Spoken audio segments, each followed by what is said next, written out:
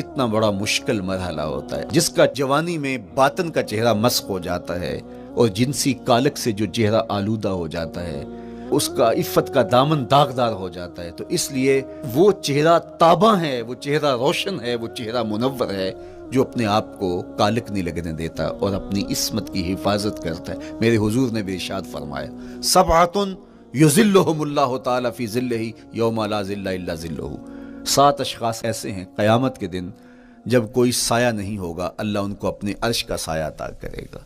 ان میں سے پہلا شخص امام عادل حکمران، دوسرا شخص وشاب نشأ فی عبادت اللہ، وہ جوان جس کی جوانی اللہ کی عبادت میں بسر ہوئی، تیسرا وہ شخص ورجل قلبہ معلق بالمساجد، وہ شخص جس کا دل مسجد میں لگتا ہے، مسجد میں جمتا ہے، اور چوتھا شخص ورجل دعتہ امرأۃ ذات منصب وجمال فقال انی اخاف اللہ، وہ شخص جس کو دعوت گناہ ملی اور حسن قدموں میں بچھنے کے لیے بےتاب ہوا، اور اس نے کیا کہا، انی اخاف اللہ، میں اللہ سے ڈرتا ہوں، میرا اللہ مجھے دیکھ رہا ہے۔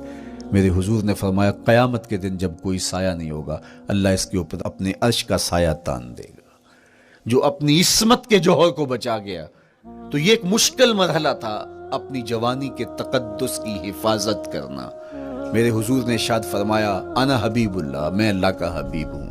جو جوان جوانی میں توبہ کرتا ہے وہ بھی اللہ کا حبیب ہے۔ کتنا بڑا اعزاز ہے اور کتنا بڑا کمال ہے جو شخص کو ملتا ہے جو جوانی میں اپنی عصمت کے تقدس کی حفاظت کرتا ہے، اپنی آبرو پہ پہرا دیتا ہے، اپنی نظروں کی حفاظت کرتا ہے، اپنی سوچوں کو آوارہ نہیں ہونے دیتا، اپنے خیالوں کو بھٹکنے نہیں دیتا، اپنی خواہشات کو بے قابو نہیں ہونے دیتا۔ تو یہ مشکل ترین لمحہ تھا۔ اس کے بعد امام راضی کہتے ہیں اب شادی کا مرحلہ ہوا، تو پہلے خود اپنی ذمہ داری تھی، اب کسی کا بوجھ بھی اٹھانا پڑا، یہ اگلی مشکل آ پڑی۔ پھر بچے ہوئے تو پھر اپنی زندگی تو ختم ہو گئی، پھر ساری زندگی، پھر بڑھاپے میں چلے جائیں، ارذل العمر تک چلے جائیں، یہ ساری زندگی مشکلات لقد خلقنا الانسان فی کبد۔ تو ہمیں عملی طور پہ مشکلات کے مقابلے کے لیے تیار ہونا چاہیے۔ دیکھیے ہم جب شکار کرنے جاتے ہیں اور وہ خطرناک جنگل ہو جس میں شیر، بھیڑی اور دیگر جانور بھی ہوں، تو پھر ہم حفظ ما تقدم کے طور پہ سب کچھ ساتھ لے کے جاتے ہیں اور اس انداز سے جاتے ہیں کہ ہمارے اوپر اگر کوئی حملہ ہو تو بچاؤ کی یہ تدبیر ہو۔ تو ہم عملی طور پہ اس کے لیے خود تیار ہوتے ہیں، تو پھر کوئی ہونے والا حملہ غیر متوقع نہیں ہوتا اور ہم اس کے لیے اپنے آپ کو مستعد اور فعال پاتے ہیں۔ اسی طرح میں اور آپ اگر زندگی کے اس فلسفے سے آگاہ نہیں ہوں گے کہ زندگی مشکلات کا مجموعہ ہے، حالات کی تلخیاں ساری زندگی ہمارے ساتھ رہیں گی، تو کوئی بھی تکلیف، کوئی بھی اذیت، کوئی بھی ایسا واقعہ جو ہم نہیں چاہ رہے ہوں گے وہ روح پذیر ہوگا تو ہم گھبرا جائیں گے اور پھر اس وقت ہم دکھی ہو جائیں گے۔ اس لیے ہمیں یہ قرآن نے سکھایا ہے کہ تم عملی طور پہ زندگی کی سختیوں کا مقابلہ کرنے کے لیے آمادہ اور تیار ہو جاؤ۔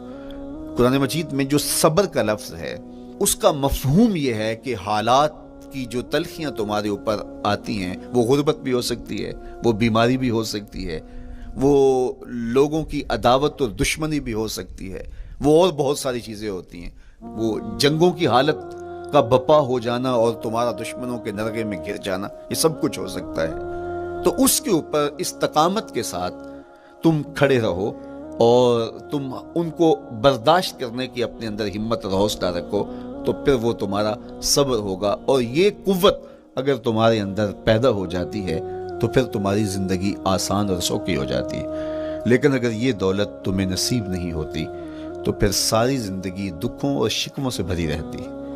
اس لیے ہمیں یہ چیز سیکھ لینی چاہیے کہ زندگی نام ہی مشکلات سے نہ برد آزما رہنے کا ہے۔ عملی طور پہ ہم دیکھو، ہمیں پتہ ہے سردی آ رہی ہے تو اس کا ہم پہلے انتظام کرتے ہیں، تو سردی ہمیں دکھی نہیں پھر کرتی، ہم سردی سے بھی لطف لیتے ہیں، موسم برسات سے بھی مزہ لیتے ہیں، اور گرمی سے بھی ہم ایک حاز حاصل کر لیتے ہیں اگر ہم اس کو جو ہے اس کے لیے عملی طور پہ اپنے آپ کو تیار کر لیں۔ لیکن اگر ہم اس کے لیے تیاری نہیں کریں گے تو سوائے گھبراہٹ کے اور کچھ نہیں ہوگا۔ تو مجھے اور آپ کو عملاً اپنے آپ کو اس بات کے لیے آمادہ کرنا پڑے گا کہ زندگی ان حالات کی تلخیوں سے ٹکرانے کا نام ہے، اور ساری زندگی ہمیں ان مراحل سے گزرتے رہنا پڑے گا۔ اور قرآن نے جو ہے وہ 3 قسمیں کر کے، اور 3 قسمیں بھی شہر مکہ کی اور محبوب کریم کے پاکیزہ وجود اور جناب ابراہیم علیہ السلام کی، تاکہ تمہیں پتہ چلے جب ان کو بھی ان مراحل سے گزرنا پڑا، میں اور آپ کیا بیچتے ہیں۔ اس لیے ہمیں اپنی زندگی کو ان راہوں پہ ڈالتے ہوئے صبر اور استقامت، اب صبر اور استقامت کی دولت ہمیں کیسے نصیب ہوگی، یہ دولت کس طرح، یہ قوت راسخہ ہمارے اندر کیسے پیدا ہوگی، اور کس طرح ہمارے من کے اندر یہ چیزیں سمائے گی۔ اللہ تعالیٰ کی خشیت، اس پر توکل، اس پر بھروسہ، اور اللہ تعالیٰ جل شانہ کی طرف سے ہر کام کے ہونے کا یقین ہمارے اندر یہ استقامت اور یہ حوصلہ پیدا کرتی ہے یہ چیز۔ اس لیے مجھے اور آپ کو اپنی پوری زندگی میں اس عمل سے گزر کر کے اپنے آپ کو مضبوط ترین صورتحال میں لا کے کھڑا کرنا پڑے گا، اور یہی زندگی کا جمال ہے۔ تو اب پھر دیکھیے قرآن کیا کہہ رہا ہے، لا اقسم بہذا البلد وانت حل بہذا البلد ووالد وما ولد، 3 قسمیں کی۔ اس کے بعد ارشاد فرمایا لقد خلقنا الانسان فی کبد، ہم نے انسان کو مشکلوں میں، مصائب میں، آلام میں رہتا ہوا پیدا کیا۔ کہتے ہیں جب حضرت انسان کی تخلیق ہوئی تو اس کا خمیر جب گویا جا رہا تھا تو اس کے اوپر 39 دن تک آزمائشوں کی، دکھوں کی، تکلیفوں کی بارش ہوئی، اور 1 دن خوشیوں اور مسرتوں کا می برسا۔ تو انسان کی زندگی کے اندر حالات سے ٹکرانا اور دکھوں کو سہنا اور دکھوں سے مقابلہ کرنا، یہ سیکھنا پڑے گا، اور جب انسان اس کو عملی طور پر سیکھ جائے گا تو پھر زندگی کا جمال اور زندگی کا حسن نصیب ہوگا۔ دوسری بات، ہمیں اپنی زندگی میں 7 چیزوں کو اپنا اصول بنا لینا چاہیے، اور یہ 7 چیزیں وہ ہیں جو ہماری زندگی کو ایک خوبصورت سانچے میں ڈھال کر کے ہمیں ایک پاکیزہ اور ستھرا انسان بنا دیتی ہے۔ پہلی چیز، التمسک بکتاب اللہ، اللہ کی کتاب سے جڑ جانا، وابستہ ہو جانا۔ جب ہم کتاب اللہ سے وابستہ ہو جائیں تو پھر ہمارے باطن کی اور نفس کی تربیت ہوتی ہے، اور پھر ہم وہ مطلوب انسان بنتے ہیں جو ہمارا رب ہم سے تقاضا کرتا ہے۔ تو اس لیے ہمیں اپنی زندگی میں اس چیز کو لازم کر لینا چاہیے کہ ہمارا کوئی بھی دن قرآن مجید کی تلاوت کے بغیر نہ گزرے۔ اپنے دن کا آغاز قرآن مجید کی تلاوت سے کیجیے۔ سورہ یاسین سے جو اپنے دن کا آغاز کرتا ہے، سارا دن اللہ کی امان میں رہتا ہے، اس کی حفاظت میں رہتا ہے۔ اور اپنی شب کا آغاز سونے سے پہلے سورہ الملک کی تلاوت کریں، آپ ساری شب اللہ کی امان میں، اس کی حفاظت میں رہیں گے۔ اور قرآن مجید کو سمجھ کر اس کے مفاہیم و مطالب کے ساتھ 1 رکوع کم از کم پوری زندگی، اپنی زندگی کے نصاب میں آپ کتنا وقت مختلف امور کے لیے سر انجام دیتے ہیں۔ یہ کتاب انسانی ہدایت کے لیے، انسانی تربیت کے لیے، اس سے کوئی اور بہتر اور مؤثر جو ہے وہ نصاب نہیں ہو سکتا ہے۔